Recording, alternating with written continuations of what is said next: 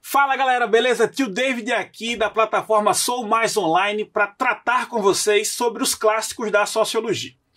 Nessa aula nós vamos ver o alemão Karl Marx. É interessante falar uma coisa sobre ele, porque é o seguinte, quando você pesquisa dentro do Google, você não encontra o termo sociólogo geralmente associado a ele. Por quê? Porque ele vive num período histórico onde a sociologia ainda não tinha sido sistematizada pelo Durkheim. Ele vive só o século XIX. E os outros teóricos vivem transição de séculos, beleza? E é sobre ele, sobre esse teórico alemão, que nós vamos ter a aula de hoje. O Marx viveu num período bem interessante da história, porque dentro da Europa, algumas coisas estavam acontecendo no que se diz respeito à transformação na ordem econômica, tá? Ele é um dos teóricos mais trabalhados dentro da perspectiva da economia, da filosofia, da sociologia. E o sobrenome dele, eu costumo dizer que consegue ter duas características de quem ouve. Há quem haja com repulsa e há quem haja com certo crush. Veja só quem é esse cara. O Marx vive só o século XIX. Isso é muito importante para a gente destacar. Todo teórico ele vai ter alguma influência na hora de sua escrita. E aqui eu destaquei para vocês quais são as principais influências na vida, na obra, na escrita de Marx. Vamos começar com Hegel, filósofo alemão, ali ligado também ao período do Marx. O Hegel vai influenciar no processo dialético. Então, a dialética hegeliana é a principal influência na hora de se escrever, de se entender como foi que a história se organizou. O Adam Smith, senhoras e senhores, por incrível que pareça, também tem uma certa influência na obra do Marx, porque ele vai escrever sobre a economia. Então, Adam Smith nos influencia nessa área daqui, no que se diz respeito à economia, com a obra Riqueza das Nações. O Adam Smith é pai do liberalismo clássico. Na hora de você tratar sobre liberalismo, lembre-se que são dois. O político, cujo pai, a paternidade do liberalismo político, é atribuída ao John Locke, e o liberalismo econômico, que é com Adam Smith. Tranquilo? E também o contexto histórico que o Marx está inserido. O contexto histórico, galera, é o da Segunda Revolução Industrial. A Segunda Revolução Industrial que acontece exatamente em meados do século XIX. É o contexto histórico que o Marx está vivendo. Consequentemente, percebe um aumento no número de trabalhadores nos campos, nas áreas fabris. Tudo bem? Olha só, em 1848, Marx escreveu para a gente um negocinho chamado Manifesto do Partido Comunista. Um manifesto comunista que se tornou uma de suas obras. Entre as principais obras dele, você tem o Manifesto Comunista, Miséria da Filosofia, Ideologia Alemã, você tem manuscritos econômicos e filosóficos e sua grande obra, que é o Capital. Existem algumas curiosidades da vida do Marx que é bom destacar também. Ele tinha uma letra muito feia mesmo. E foi graças à sua esposa, Jane Marx, que boa parte, quase tudo que a gente conhece da literatura dele pode ser traduzido.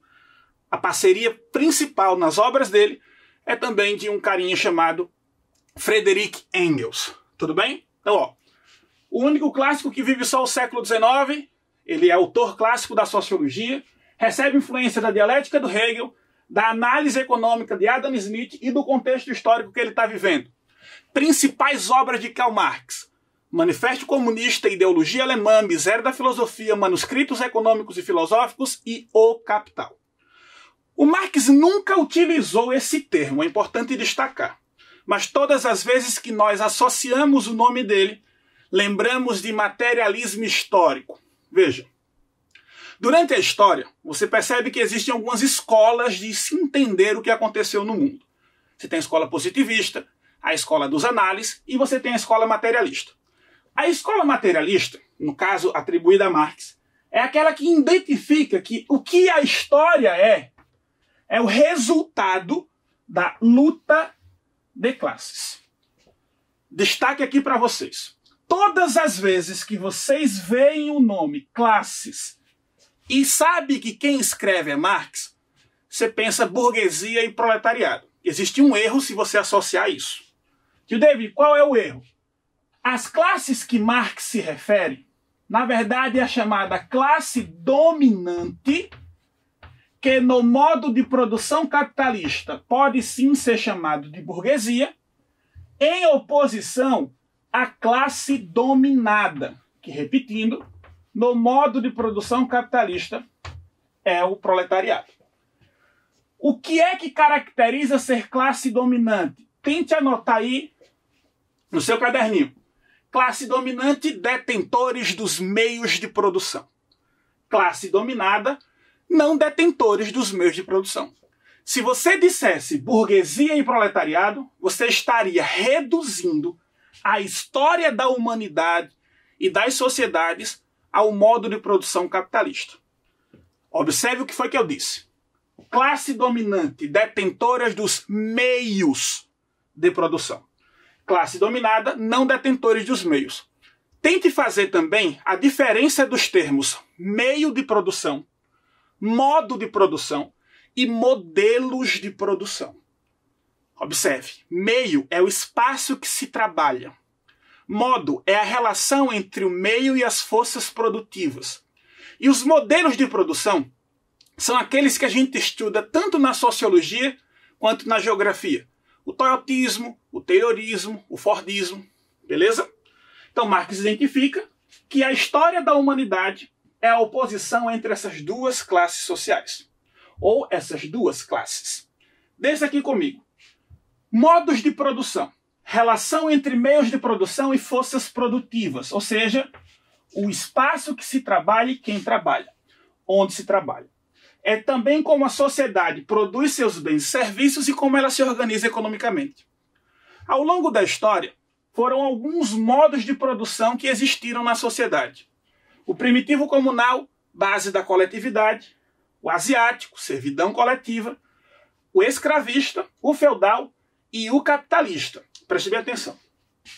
Em se tratando de vestibulares, tenta grifar aqui que os dois mais abordados dentro das questões é o escravista e o capitalista.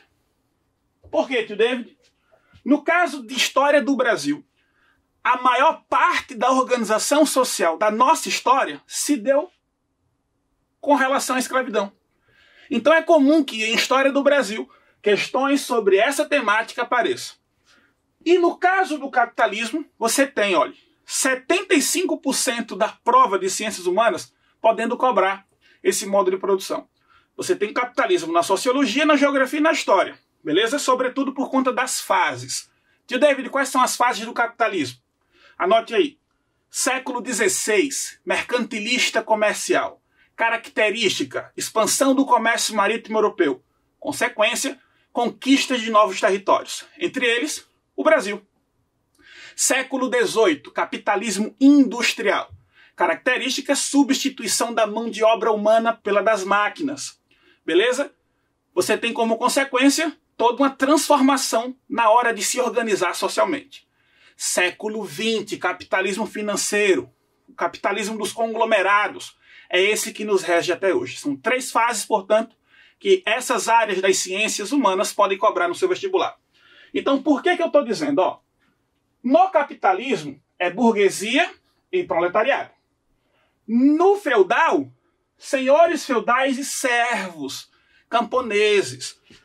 Escravista, senhores de escravos e por aí vai. É por isso que não se pode reduzir a história da humanidade à história do capitalismo. Fica comigo aqui no Sou Mais Online, eu sou o tio David.